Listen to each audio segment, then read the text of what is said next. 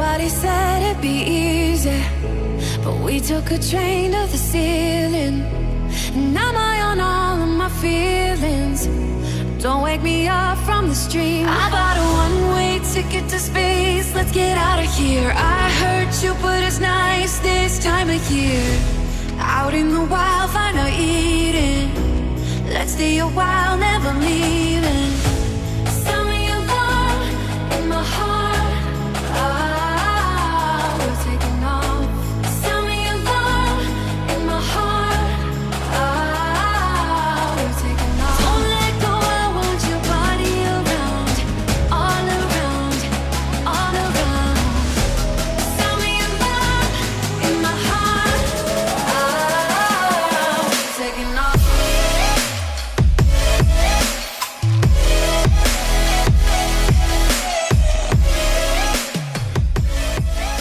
What is up, guys? Welcome back to another GeekaWhat video, and if it wasn't already evident from the introduction, which I really do hope you enjoyed, today I'm going to be taking you over my new personal editing, gaming, productivity PC build for 2018. In the region of around $3,000, this has been designed to be as efficient as possible, to make my workflow as quick and as enjoyable as possible, and look superb in the process. And I think there can be no doubts over the outcome of that goal.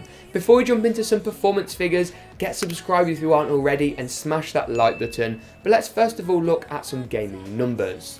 Now 1440p and 4K is where this thing is poised. 4K 90% of the time, to be honest with you, unless you're playing Crysis 3, in which you may as well resort to 1440p. Over 60 FPS is really what I'm aiming for. 100 FPS is a good bonus, but not necessary by any means. Moving to some productivity numbers, you can see the multi-threaded performance of this Ryzen 7 chip really gives some great outcomes here.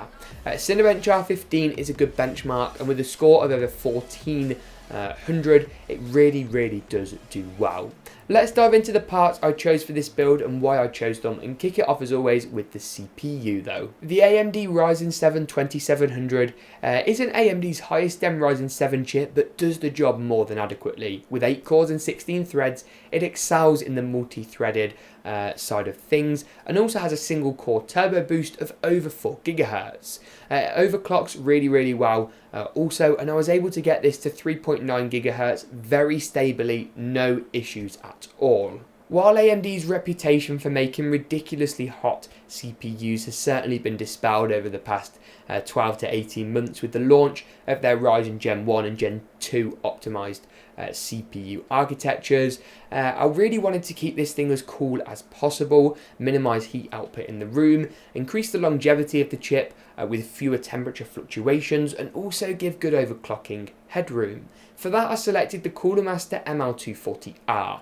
I actually reviewed this cooler, and you can find that video in the card section here.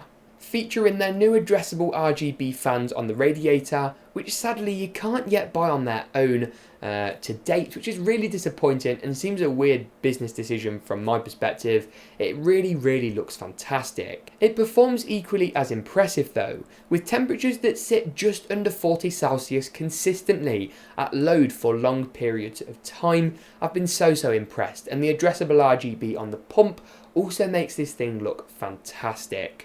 Next up, for the motherboard in this build, I selected the ASUS Crosshair VII Hero. Sitting on the top-end AMD X470 chipset, you get the widest range of expandability, the widest feature set, and crucially the most PCIe expansion lanes, which I've taken advantage of in the form of a graphics card, 10GB Ethernet card, and 2 M.2 SSDs and a SATA SSD, all for good measure, but I'll jump into those in a moment's time. Some would say this board is a bit overkill, and it certainly isn't cheap, though I'll link all the parts mentioned for different retailers and regions in the description below or in the card section here. Now, I am actually taking advantage of more features than you may predict, which really makes this board a worthwhile option. Not only am I using both the addressable RGB headers and a non-addressable one to create cohesive effects that tie in nicely together, I'm also taking advantage of the onboard Wi-Fi and Bluetooth, particularly the onboard temperature, sensors as well, and the plethora of onboard fan headers. These are really useful for the amount of cooling that I've got going on in this build to keep it as quiet as possible.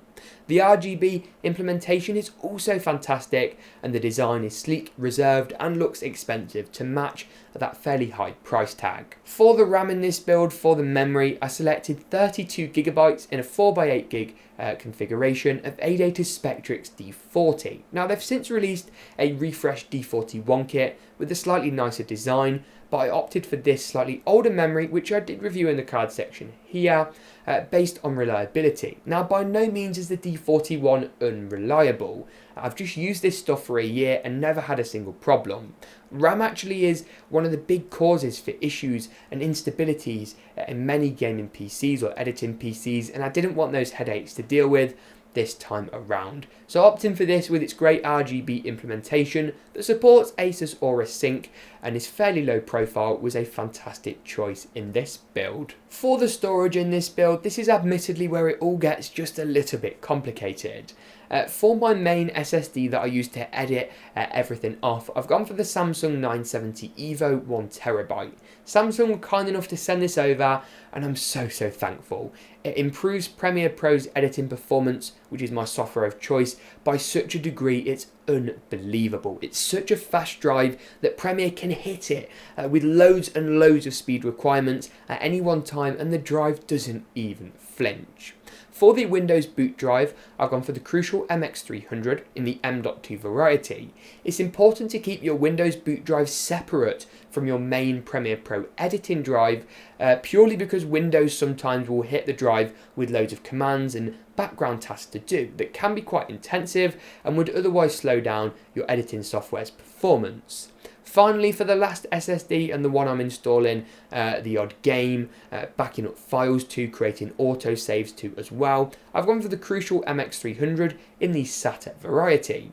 This board's only got two M.2 slots, and you can't expect to see any more on the X470 chipset purely because of bandwidth restrictions. All in all, I've got 2TB of separated fast SSD storage, which has been a godsend and is such a usability improvement over the slow hard drive and occasional SSD setup I was using previously. For the graphics card in this build, this is the component that really brings the wow factor. It's the Zotac NVIDIA GeForce GTX 1080 Ti. You can see it running 3D Mark's Firestrike benchmark in 4K behind me without flinching. It is such an incredible piece of kit. It's from Zotac and features their Amp Extreme cooler that's one of the biggest coolers for graphics cards on the market, but gives some fantastic cooling results. I'll put some figures on your screen around about here to really prove that. Moving on from graphics cards though, what about the case I've built this system in? This is actually Cooler Master's brand new H500, featuring two 200mm fans at the front and a full front mesh panel. It corrects many of the complaints people had over the initial H500P chassis launch. I reviewed this case a couple of weeks ago now, and you can find that in the card section here. It's so quiet with all that airflow, and those 200mm fans do a fantastic job, plus that RGB, so you really can't go too far wrong. Tempered glass side panel, top magnetic dust filter, USB 3 on the front panel. It's got everything we need, and it isn't massive, which is a really big bonus for me. For the power supply in this build, for one of the last parts, I went for Cooler Master's V850. Is it overkill? Yes. Is that necessarily a problem? No. It gives me loads of room and loads of leverage to add more parts in later, and helps me to keep maintenance minimal. It's very reliable with an 80+ gold certification, which is important because this system's going to spend a lot of time on, so the less wasted energy the better. Fully modular, so you only plug in the cables that you need, which keeps cable management really easy and keeps things nice and tidy.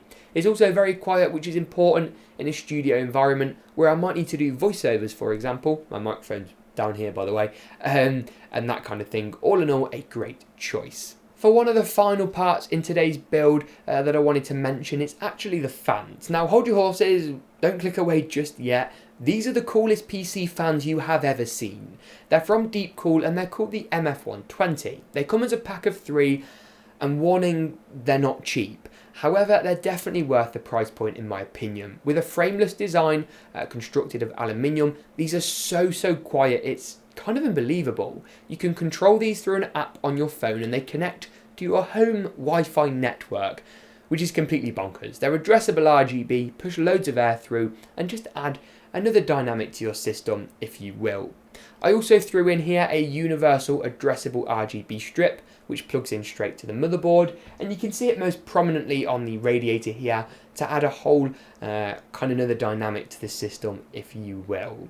And the final part, the one you've all been waiting for, you haven't been waiting for this one, is some sleeved power supply cable extensions. They come from Silverstone and they are completely universal. They work with any power supply unit and plop on the end of your existing cables. They're super duper cheap and I'll link them with all the other parts in the description below, of course. I went for some black ones. They do come in different colour variations and combinations, and this keeps the build nice and colour neutral. With that being said, that just about wraps it up for today's video. Make sure you smash that like button, not least because it's currently 30 degrees Celsius in this recording room. I'm physically sweating by quite some margin. Subscribe and join the Geeka fam if you haven't already. Hit me up on the social media channels on your screen now. Enjoy the snazzy outro, and as always, we'll see you in the next GeekaWhat video.